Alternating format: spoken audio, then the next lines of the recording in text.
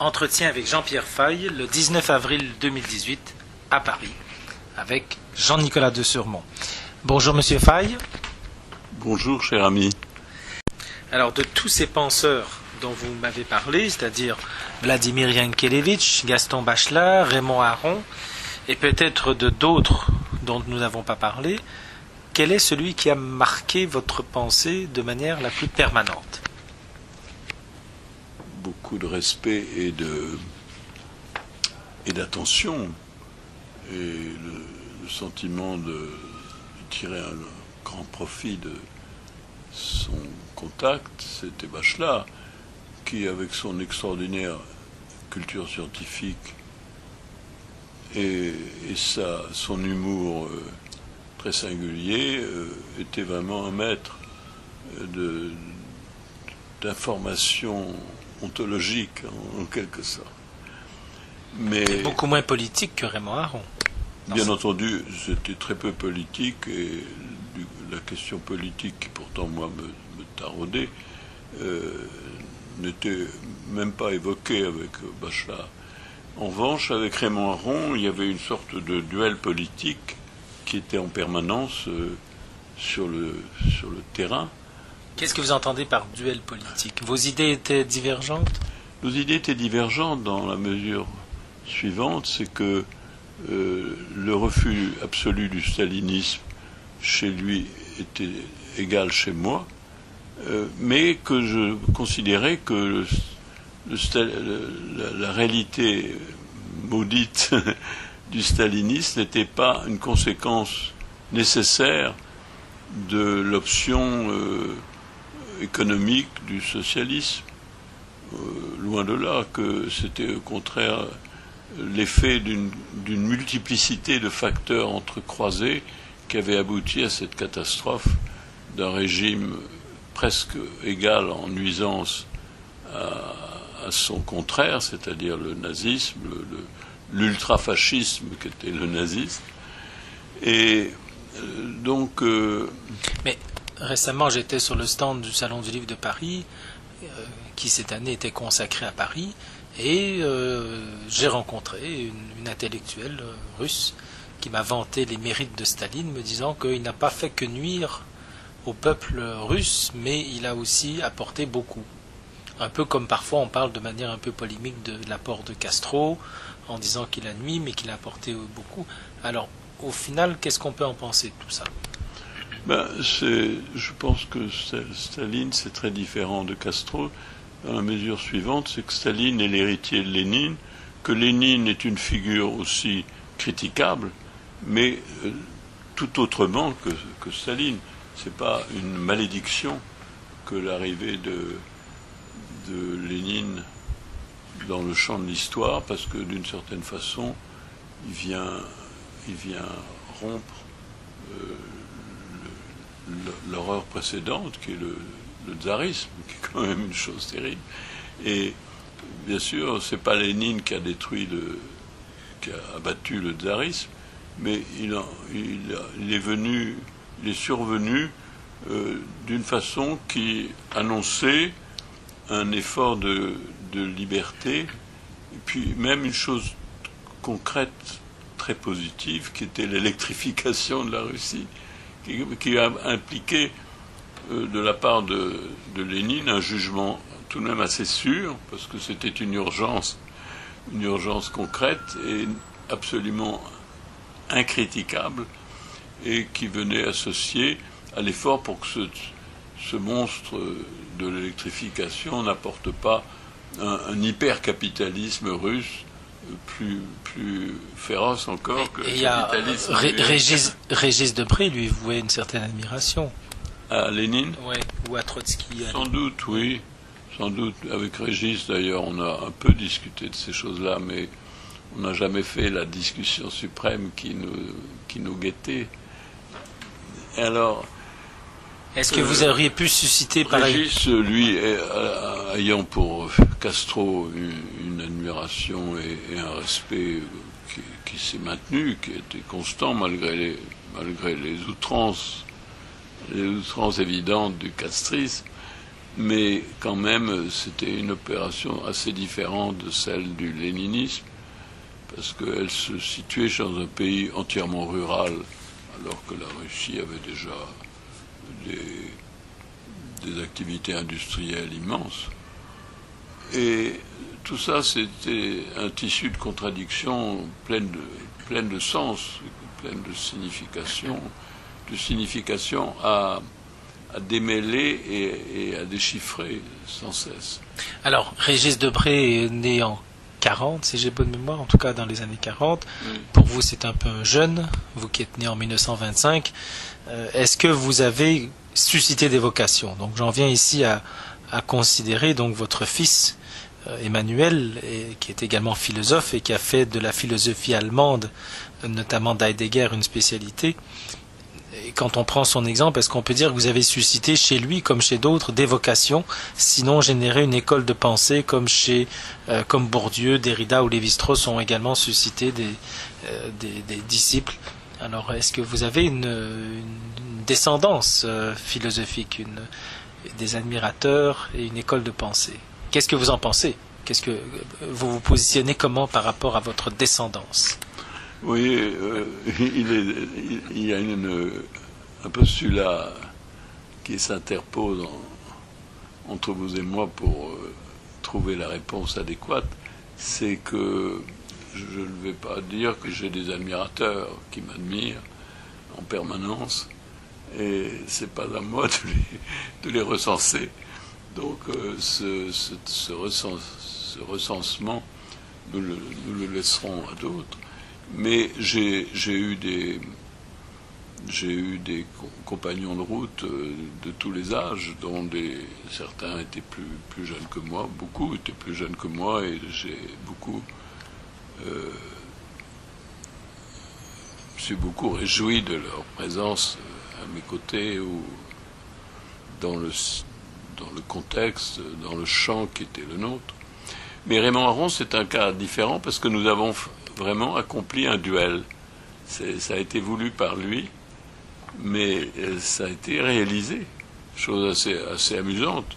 C'est qu'un beau jour, il a dit donc, écoutez, depuis le temps que nous cheminons côte à côte et que nous nous contredisons, nous pourrions faire carrément une espèce de champ clos de nos arguments. Alors, si vous êtes d'accord, on fait ça tel jour. On fait donc ça d'abord sous la forme d'un récitatif de lui face à moi, et moi ayant à tout moment le droit de l'interrompre et de le critiquer. Est-ce qu'il y a, au-delà des écoles de pensée, des de même, ayant vis-à-vis de moi le droit d'intervenir dans une conférence que je ferai, qui résumerait mes positions. Mais est-ce qu'il y a donc, ici vous évoquez votre position par rapport à Aron, mais est-ce qu'il y a des rivalités entre écrivains, entre philosophes, et vous m'avez souvent parlé de Philippe Solers, par exemple, alors c'est un petit peu à ça que je pense. Vous vous situez où sans revenir forcément sur Raymond Aron, au niveau de ce qu'on pourrait appeler des rivalités qui ont pu exister au cours de votre carrière avec d'autres écrivains, d'autres philosophes, soit parce que ça vous concerne ou de manière générale les rivalités entre écrivains et philosophes? Le cas de Philippe Solers, c'était évidemment ce qui vient à l'esprit aussitôt, parce qu'il a été très présent dans le même champ que moi-même. Sinon, ce n'était pas mon domaine réservé qu'il venait intempestivement piétiner de ses sabots. C'était pas ça du tout. Nous avions des champs communs, et en même temps, lui-même a donné des signes d'hyper-amitié en écrivant un admirable article qui a paru à l'époque dans une revue qui n'était pas celle qu'il dirigeait, mais dans la NRF, donc la revue suprême. C'est là qu'il a écrit un très bel article qui a été très oublié parce qu'il ne l'a jamais repris. Il n'a jamais voulu le rééditer. Et des amis nombreux lui ont demandé s'il les autorisait à reprendre cet article, mais il l'a toujours refusé. Donc cet article, il l'a écrit et il est admirable. Comme tout jeune à l'époque. Des livres par un livre qui m'avait laissé indifférent, qui s'appelait Une curieuse solitude, mais qui avait été salué comme une petite merveille par beaucoup de gens, y compris au paradoxe suprême, y compris par Aragon.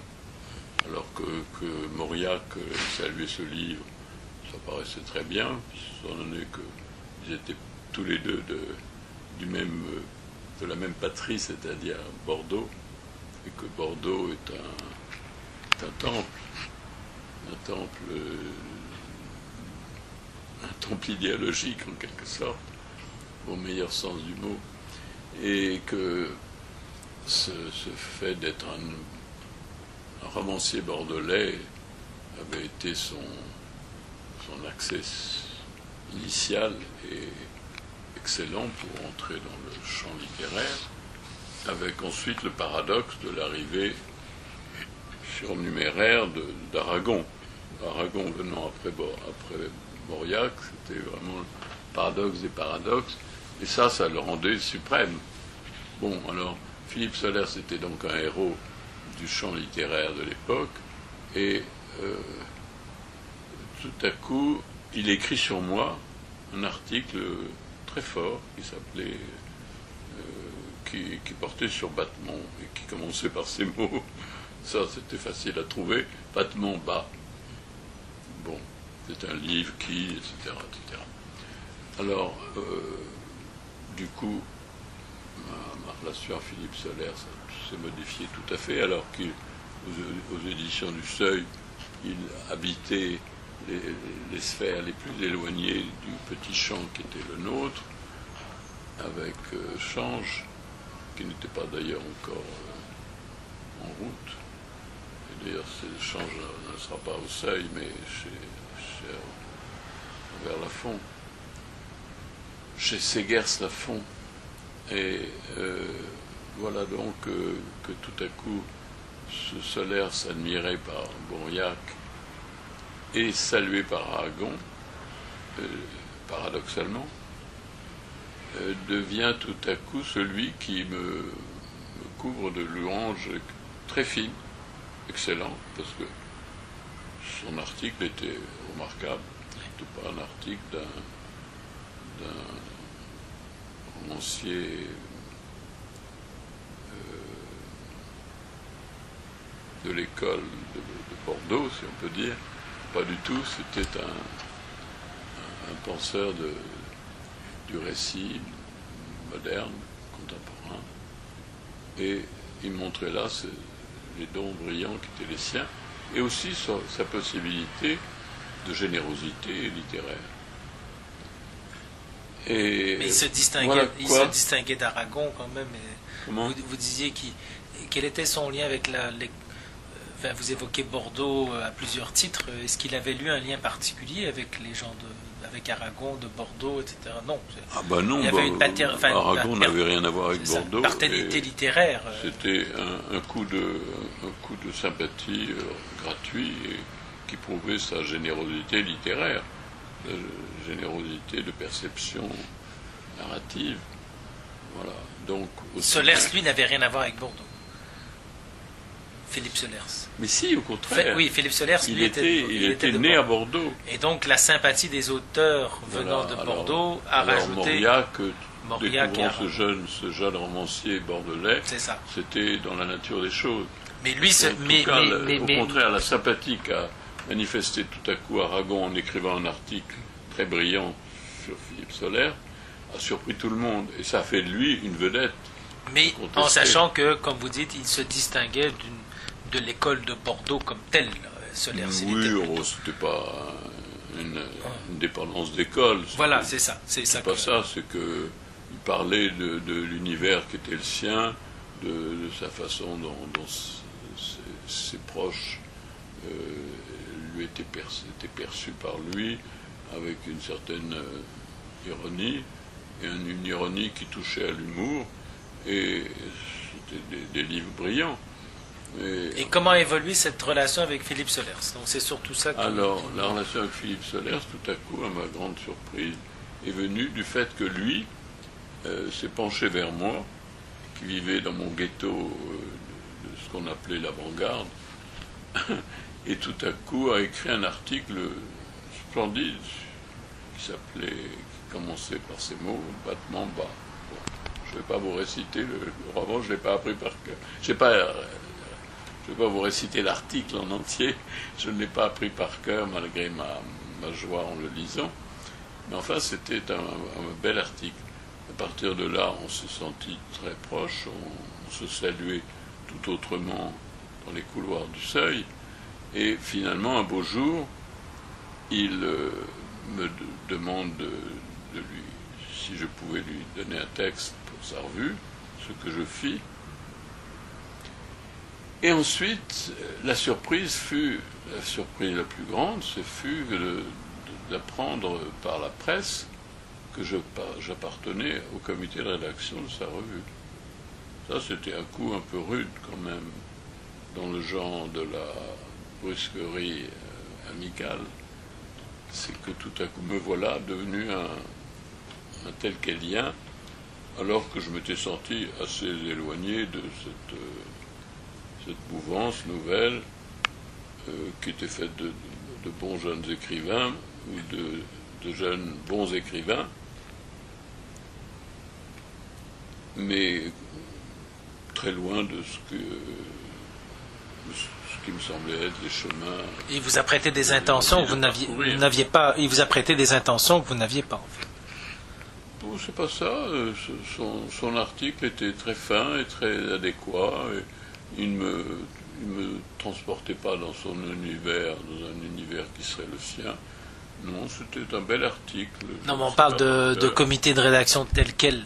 Alors, en revanche, en me bombardant dans le comité de rédaction tel quel, et en l'annonçant comme un événement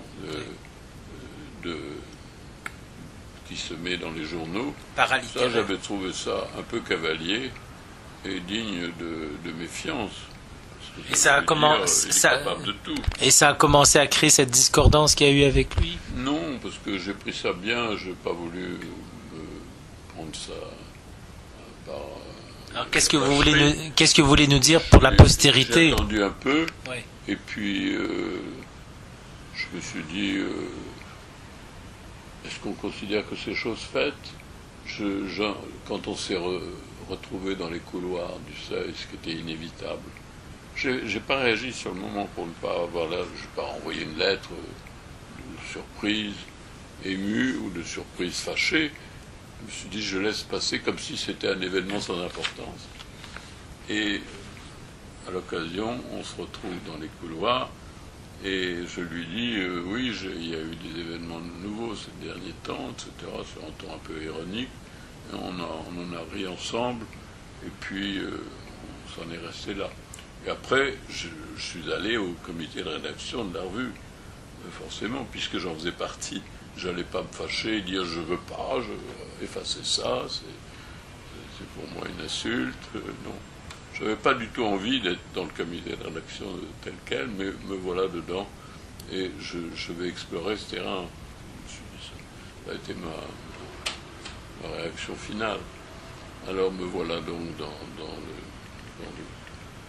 le Saint des Saints et je découvre qu'ils s'entendent pas très bien entre eux parce que Thibaudeau, toujours fâché. Thibaudeau. Rappelez-moi son prénom. Rappelez-moi son prénom. Je ne sais plus son prénom. Okay. Comment il s'appelait? Jean Thibaudeau, je crois. Oui. Tout simplement. Et donc Jean Thibaudeau était toujours fâché. Alors il attaquait Solers, toujours une façon avec des piques, avec ce qui voulait être de l'humour, de l'ironie.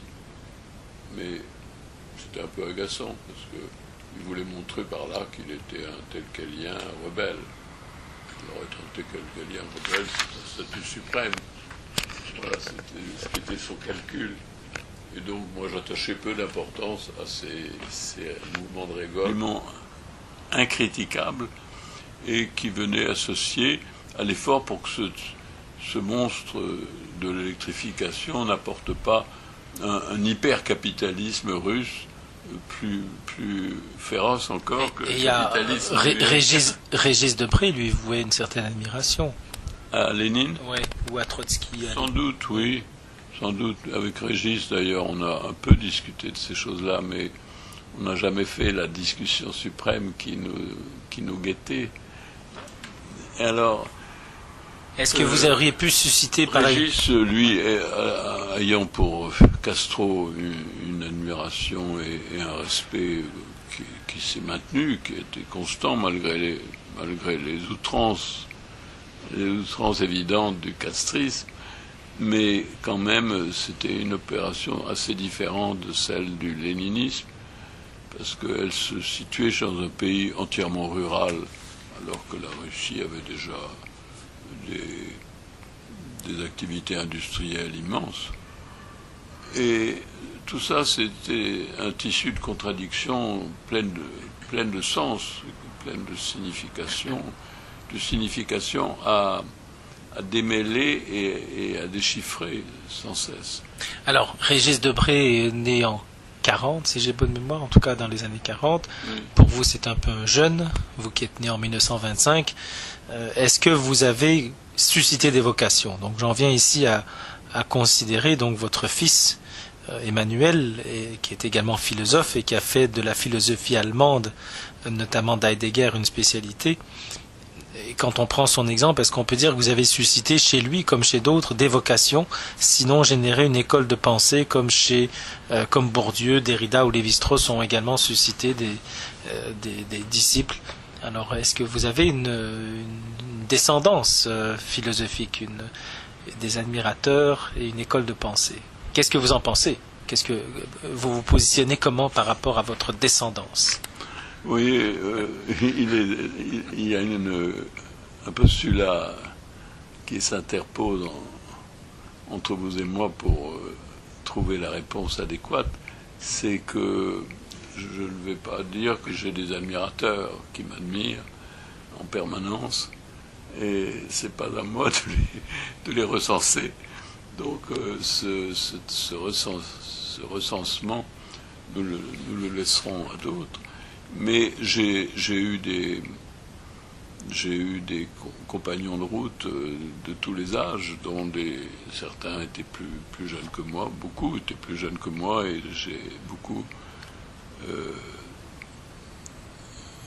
suis beaucoup réjoui de leur présence à mes côtés ou dans le contexte, dans le champ qui était le nôtre. Mais Raymond Aron, c'est un cas différent parce que nous avons vraiment accompli un duel. Ça a été voulu par lui, mais ça a été réalisé. Chose assez amusante. C'est qu'un beau jour, il a dit donc, écoutez, depuis le temps que nous cheminons côte à côte et que nous nous contredisons, nous pourrions faire carrément une espèce de champ clos de nos arguments. Alors, si vous êtes d'accord, on fait ça tel jour. On fait donc ça d'abord sous la forme d'un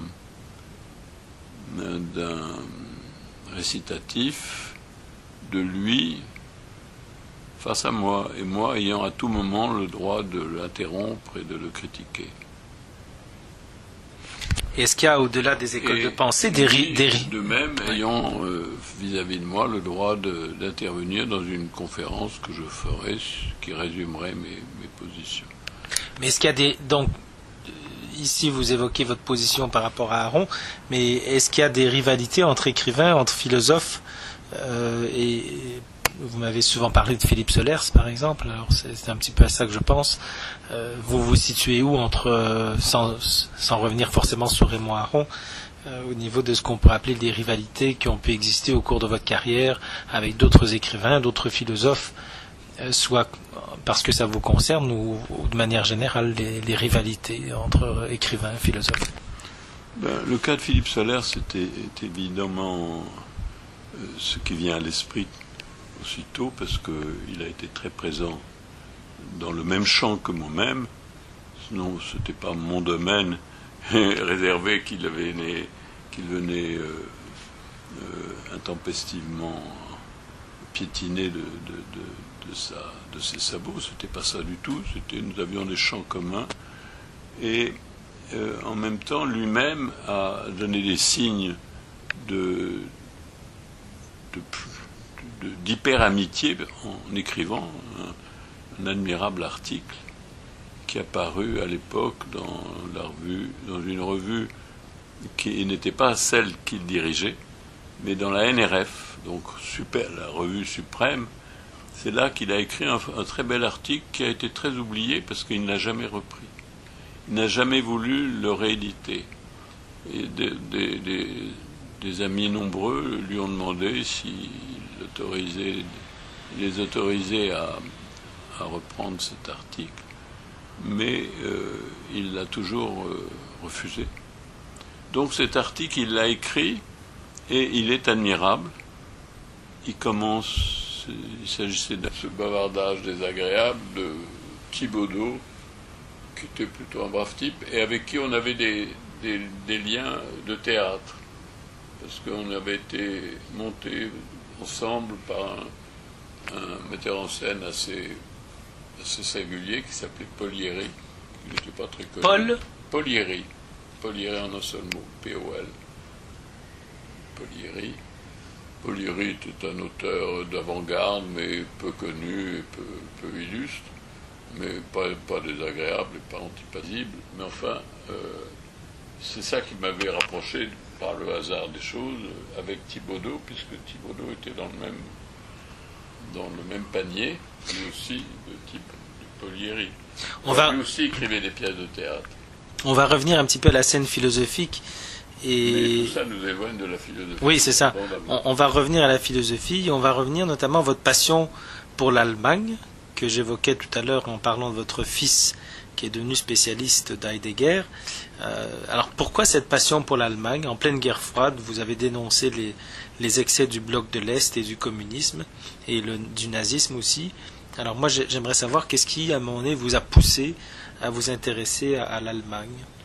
Écoutez, en tout cas, il y a eu un événement décisif et qui n'a pas été tellement salué par le monde extérieur parce que ça passait presque inaperçu, mais c'est la découverte d'un texte carrément infâme de Heidegger qui était une profession de foi en Adolf Hitler. Profession de foi est un mot très fort.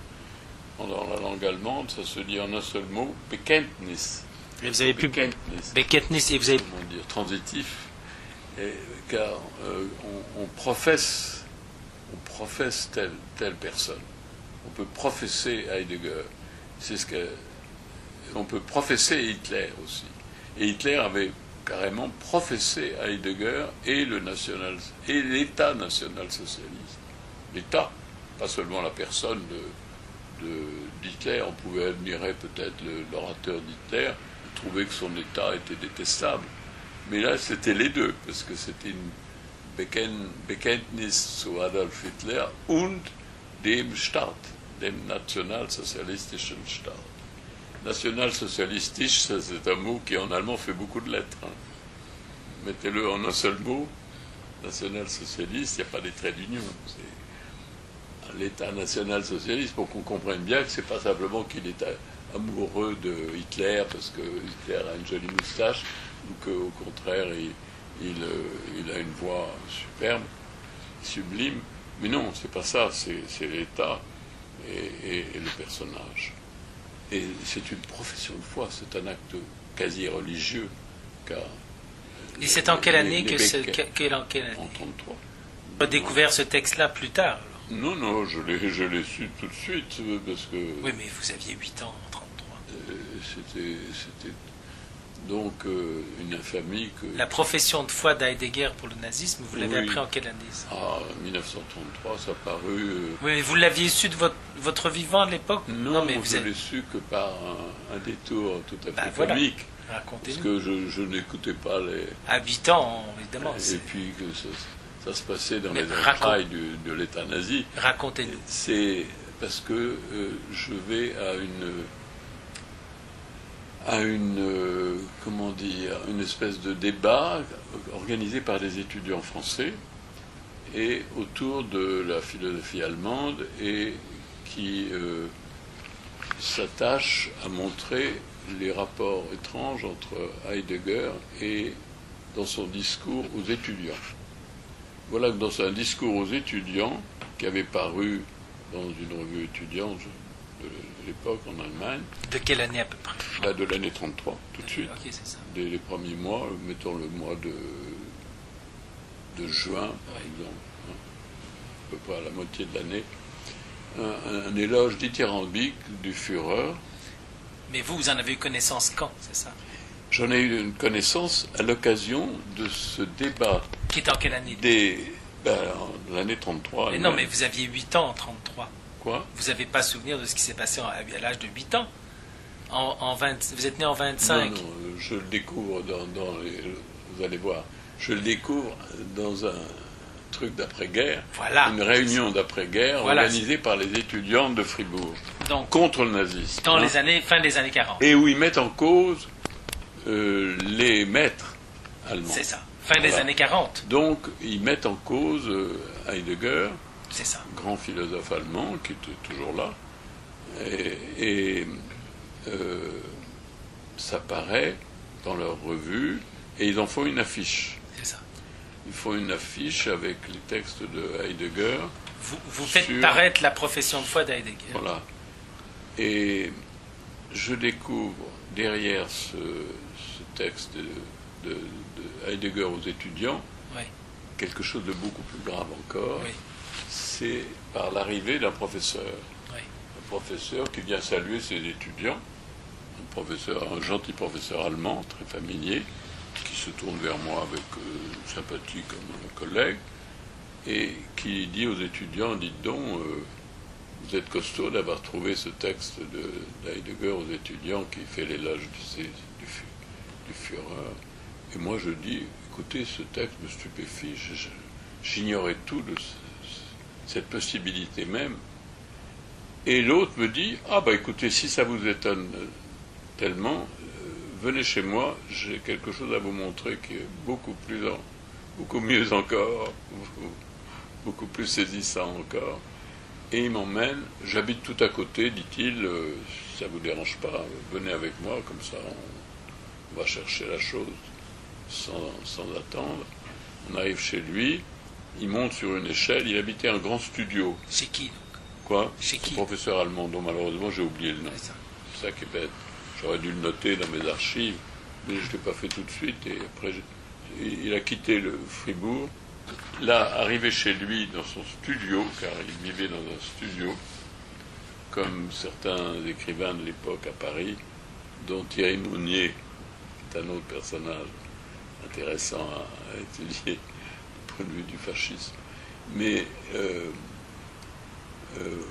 voilà qu'il monte sur une échelle, et tout en haut de l'échelle, il va chercher un texte qui descend avec précaution et qui me remet, et qui s'appelait Profession de foi en Adolf Hitler et en l'État national-socialiste, signé Martin Heidegger. Et datant de 1933. Datant de 1933. Voilà, ça c'est 1933. Alors, moi stupéfait, je parcours ce texte effroyable, et puis rentrer en France, puisque là j'étais donc en Allemagne, mais je traverse la frontière, parce que à ce moment-là j'habitais dans le village de mon beau-père et de ma femme, en Alsace. J'avais découvert l'Alsace grâce à eux, parce que j'ignorais, j'avais jamais mis les pieds en Alsace. C'était là où il avait l'impression, lui, d'avoir reconquis l'Alsace et d'avoir été le conquérant, le reconquérant. Votre père qui est assez connu, ingénieur. Oui, il était ingénieur des mines. Voilà. C'était loin de la pensée philosophique. Et qu'on trouve comme acteur entre guillemets, dans les échanges France-Canada. En tout cas, je sais qu'il a participé à la mission Bob Gartner, je pense, en 62, 63. En tout cas, on trouve son nom à l'époque. Le nom de mon père? Oui. Dans la mission de Baumgartner, en tout cas, oui, c'est... En tout cas, on le trouve présent dans les personnalités invitées de haut rang au début des années 60,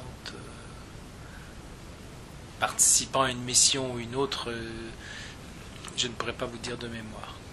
Mission de quoi? De mission économique? Je pense, oui. Oui, c'est possible, parce qu'il était dans il était ingénieur des mines de charbon, mais il était devenu... Alors ça, j'ai appris cette expression de la bouche d'un écrivain très intéressant que Sartre a salué par un très bel article, qui est Francis Ponge. Oui. Un jour, je rencontre Francis Ponge, et il me dit: est-ce que vous êtes le fils de Jean Faye? J'ai dit oui, oui. Enfin, mon père s'appelle Jean, c'est donc Jean Faye. Mais écoutez, ça chapeau, parce que c'est le roi des métaux non ferreux. Des comment? Les métaux non ferreux. Des métaux non ferreux. Les métaux non ferreux, c'est le cuivre, ah, oui. le plomb et quelques autres, l'étain, enfin bon, c'est ça. Tout ce qui est fer ou ferrugineux. Il y a toutes sortes de métaux, et il y a une catégorie mentale, ontologique, qui est les métaux non ferreux. Moi, j'ignorais cette vertu, métaux non ferreux, et j'apprenais que mon père était le roi des métaux non ferreux. Alors, j'étais un peu étonné, parce qu'au fond, j'ignorais toutes les activités de mon père. J'allais à son bureau chaque matin, je partais à 8h30, frappante, tapante, pétante, et puis il revenait tard le soir, il déjeunait en général ailleurs que chez nous, et donc il était très occupé, et j'ignorais toutes ses activités, et ça me manquait. Je me disais, qu'est-ce que je donnerais beaucoup pour suivre une journée, quel est le coup de téléphone initial qui le dérange, quel est le document qu'il trouve sur sa table, quel est le problème qu'il va tenter de résoudre. J'ignore tout de ça. Je ne peux pas lui demander, puisqu'il a autre chose à faire que de me raconter sa journée. Puis c'est pas son genre de se raconter lui-même, il n'est pas narrateur du tout. Voilà. Je vais revenir Donc j'ignore tout de mon père, mais je le vois tous les jours pourtant. Il vient en général, il rentre déjeuner, mais pas souvent, quand même quelques fois. Et puis il rentre dîner toujours, bien sagement. Voilà. Who is who? Le qui est qui? Oui. Il y a votre père et il y a vous-même également. En plus, il me donne une petite mensualité. Il avait décidé ça à un moment donné. Je ne vais rien demander, mais... Alors, revenons maintenant à la question du nazisme. Et tout ça me laisse très loin de mes rapports avec le seuil.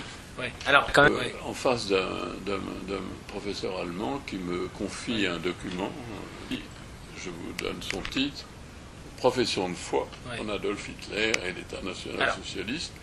Et à peine avais-je lu ce texte abominable que je découvre une lettre d'une revue qui venait de naître dans la région de Neuchâtel, une revue franco-suisse, franco-helvétique, qui venait de naître et qui avait une belle forme. Elle est là, je peux vous la montrer. Et qui me demande si j'ai pas un texte à leur donner. Je leur dis, écoutez, j'ai un texte encore en langue allemande, mais qui est si extraordinaire, si terrible, que le traduire en allemand sera pour moi une tâche nécessaire et utile. Et vous le confiez, bon, je suis prêt à le faire, si ça vous intéresse. Ça s'appelle Profession de foi en Adolf Hitler de Martin Heidegger.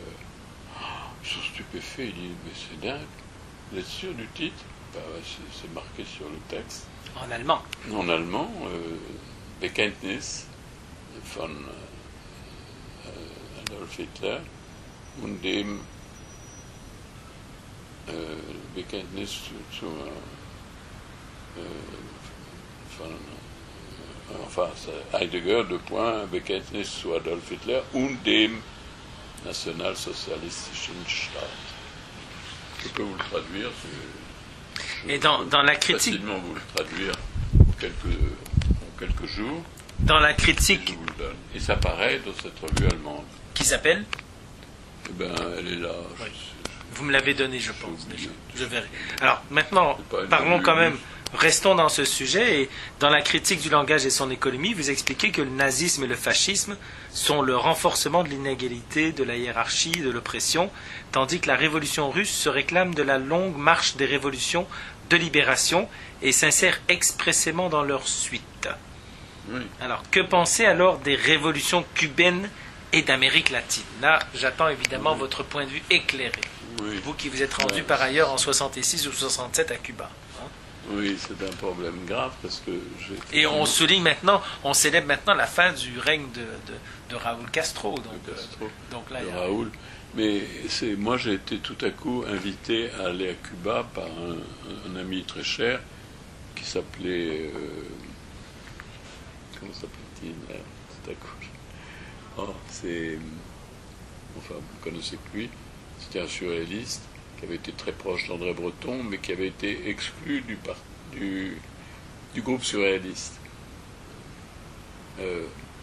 Exclu, pas vraiment, mais presque, pratiquement.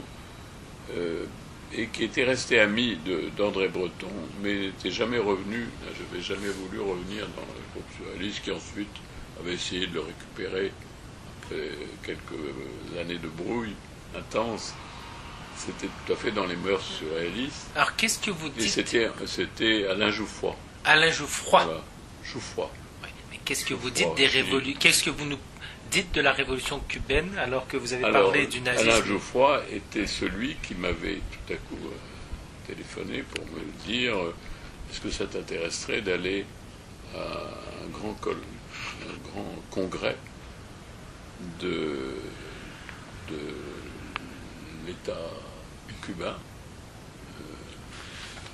lancé par Fidel Castro en personne, et là qui ont accepté d'y aller, que tu retrouverais le cas échéant. Alors, il y avait eu le grand flirt entre Cuba et Khrouchtchev. Khrouchtchev était arrivé à Cuba, mais il était venu à Paris aussi, voir le Parti communiste français, mais quand même, En 60.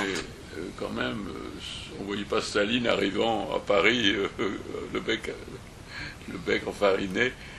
Ce Khrouchtchev avait sinon notre sympathie, du moins notre intérêt.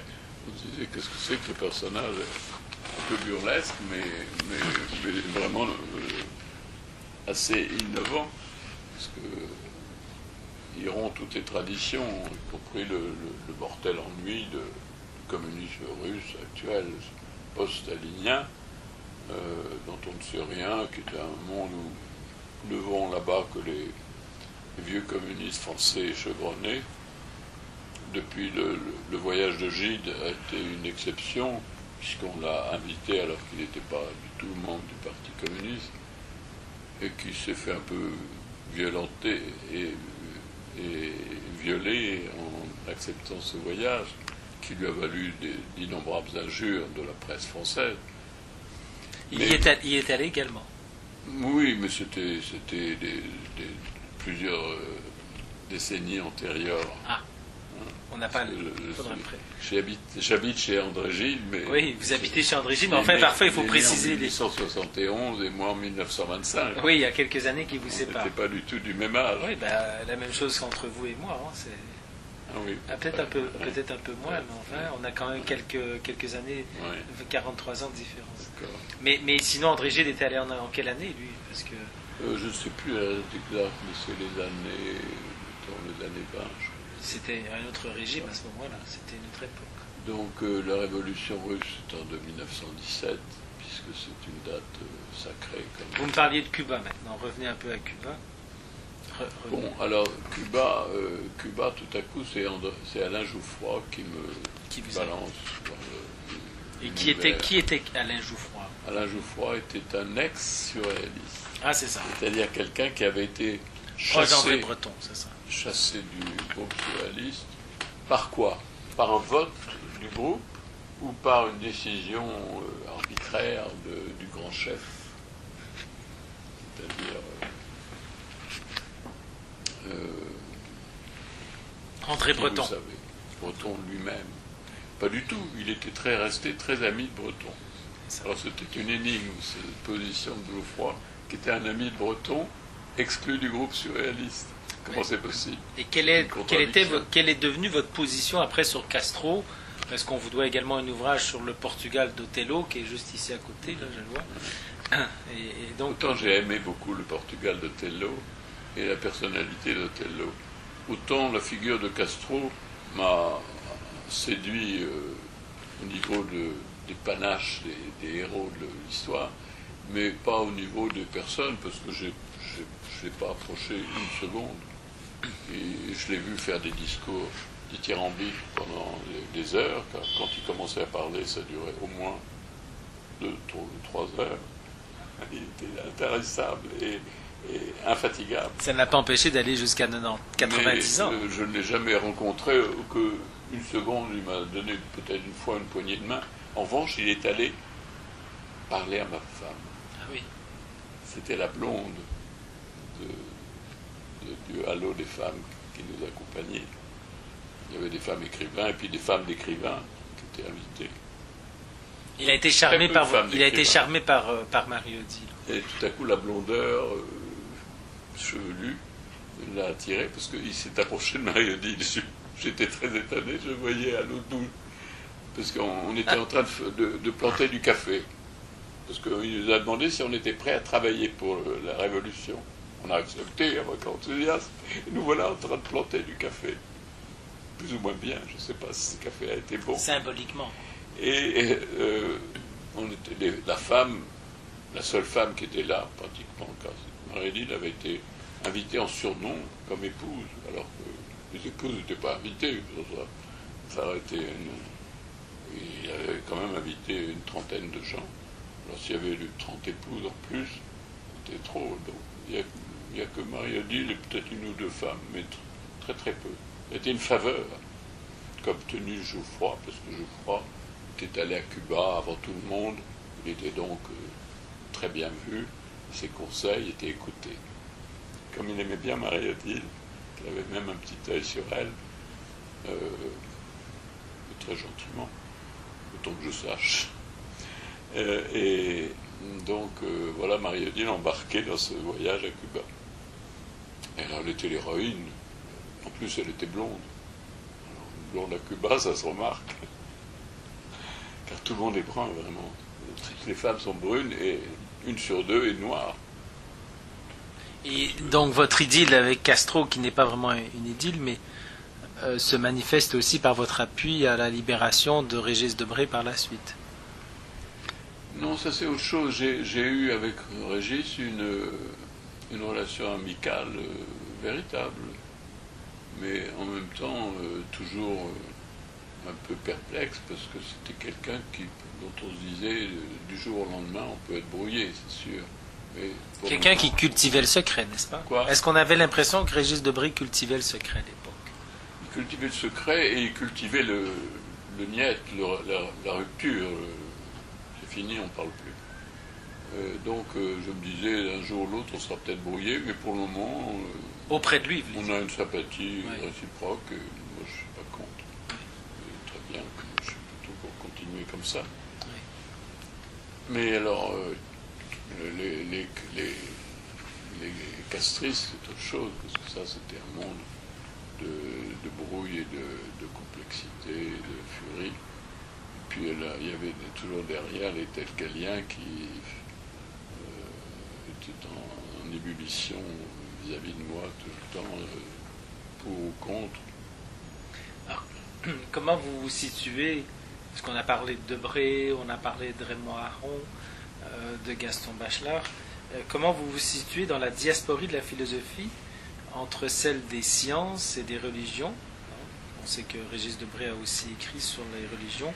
Entre l'herméneutique et la métaphysique, entre l'épistémologie et la logique, je vous trouve proche personnellement du philosophe de l'histoire, des idées, et avant tout un peu critique de son temps. Alors, comme vous avez parlé ici de différentes époques auxquelles vous avez été un peu participé à votre manière, j'aimerais savoir, vous, qu'est-ce que vous pensez de votre position dans la diaspora de la philosophie actuelle, ou en tout cas de la deuxième moitié du XXe siècle. Et ce sera la question finale qui va un petit peu englober toutes les autres. Eh bien, écoutez, la diaspora, elle est ce qu'il y a de meilleur dans la philosophie actuelle, c'est justement le fait de son éclatement. Mais c'est pas une diaspora socratique malgré tout, parce qu'il n'y a aucune pensée qui s'impose comme étant la version critique de cet ensemble en contradiction permanente. La contradiction étant son essence même, étant sa nature, étant sa fonction, sa vocation, mais en même temps sa nuisance et son annulation en quelque sorte, puisque à force de se contredire, elle dit, est-ce qu'elle dit quelque chose d'autre que le non à ce qui précède. Alors, voilà que, pour ma part, je me trouvais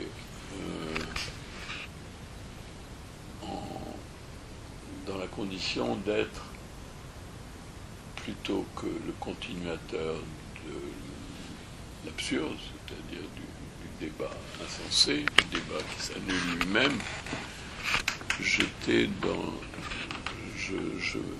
me dirigeais vers la possibilité d'être le simple narrateur.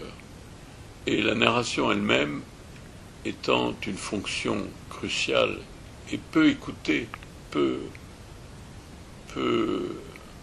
objet de pensée et de réflexion, considéré comme un genre littéraire inférieur par rapport à la pensée critique, à la pensée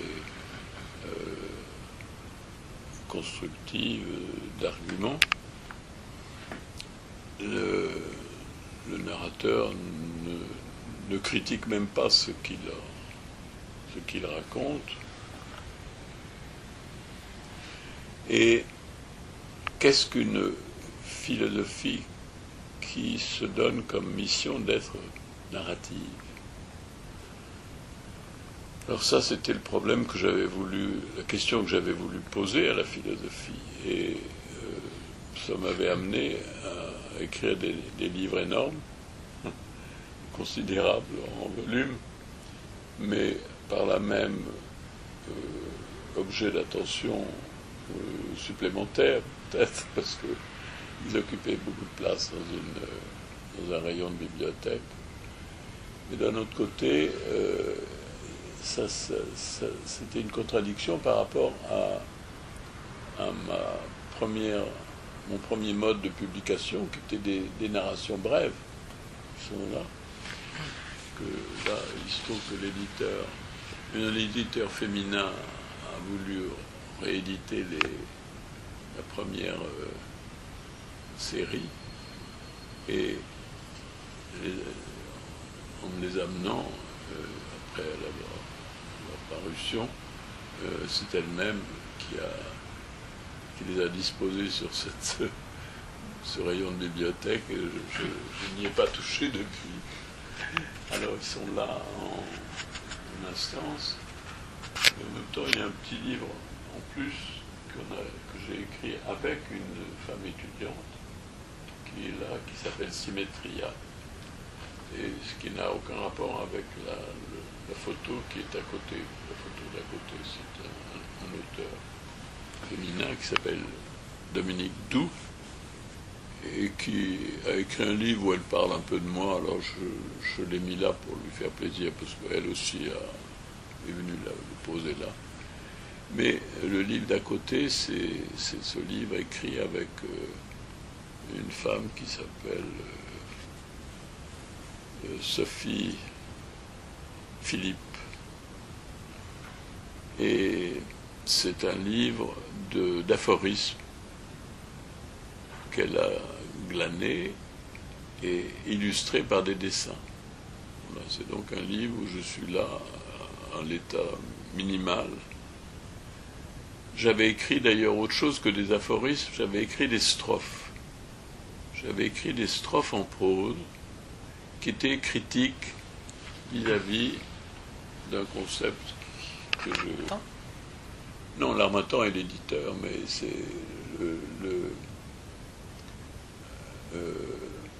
après coup, mais au départ, c'est un homme qui s'appelle, vous verrez son nom là, c'est lui qui a édité la première version de ce recueil d'aphorismes, extraits de mes strophes, et signé par elle. Signé par elle, mais comme aphorisme, extrait de mes strophes. Voilà. Et alors, au travers de votre philosophie, je m'attendais à ce que vous me disiez un petit peu, est-ce que vous vous situez donc... C'est ma dernière œuvre philosophique. C'est votre dernière, mais il y en aura une autre qui va paraître à l'automne, votre fils m'a dit. Ouais. Qui sera, elle, votre dernière de votre vivant. Et qui s'appelle... Vous le supposez. On ne sait jamais. Et qui s'appellera... Non, je ne sais pas. Ah, vous ne le dites pas tout de suite. Non, je ne sais pas encore le titre. Ce sont quelques réflexions sur cette aventure. Et cette perplexité, c'est la mienne. Mais alors, vous vous situez comme plus proche de l'herméneutique, la métaphysique, l'épistémologie, la logique, l'historien des idées, le philosophe de l'histoire, vous vous situez où dans tout ça? C'est ça que je veux savoir. Je me situe par-delà tout cela, en principe, mais en fait, ce sont des aphorismes critiques. Non, mais de manière générale, je veux dire, depuis que vous avez commencé à publier dans les années 40.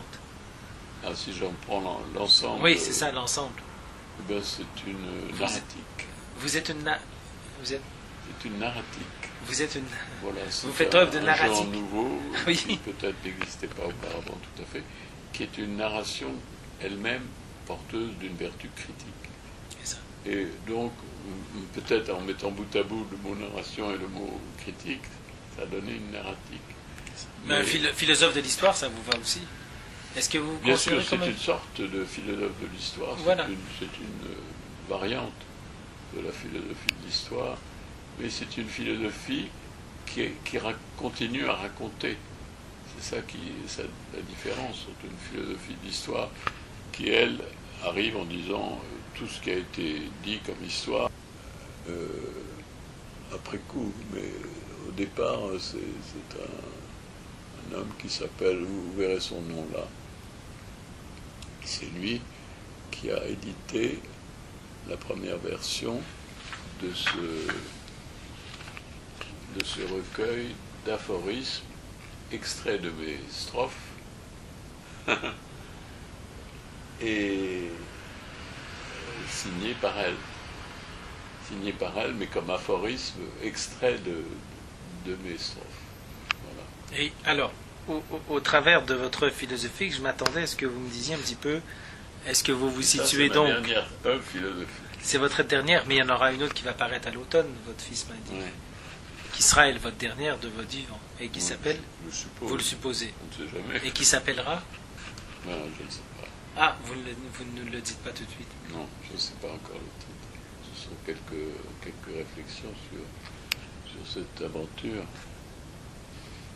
Et cette perplexité, c'est la mienne. Mais alors, vous vous situez comme plus proche de l'herméneutique, la métaphysique, l'épistémologie, la logique, l'historien des idées, le philosophe de l'histoire, vous vous situez où dans tout ça? C'est ça que je veux savoir. Je me situe par-delà tout cela, en principe, mais en fait, ce sont des aphorismes critiques. Non, mais de manière générale, je veux dire, depuis que vous avez commencé à publier dans les années 40. Ah, si j'en prends l'ensemble... Oui, c'est ça, l'ensemble. Eh ben, c'est une narratique. Vous êtes une... C'est une narratique. Vous êtes une... Voilà, vous faites œuvre de narratique. Un genre nouveau, oui. qui peut-être n'existait pas auparavant tout à fait, qui est une narration elle-même porteuse d'une vertu critique. C'est ça. Et donc, peut-être en mettant bout à bout le mot narration et le mot critique, ça a donné une narratique. Mais un philosophe de l'histoire, ça vous va aussi? Est-ce que vous bien sûr, c'est comme une sorte de philosophe de l'histoire, voilà. c'est une variante de la philosophie de l'histoire, mais c'est une philosophie continue à raconter. C'est ça la différence entre une philosophie d'histoire qui, elle, arrive en disant tout ce qui a été dit comme histoire, je le prends dans mes bras pour raison. En tout cas, Monsieur Faye, je vous remercie infiniment pour cet entretien. Et voilà, bonne poursuite ici et sinon au-delà et nous aurons l'occasion de nous reparler évidemment. Merci Jean-Pierre Faye. Merci.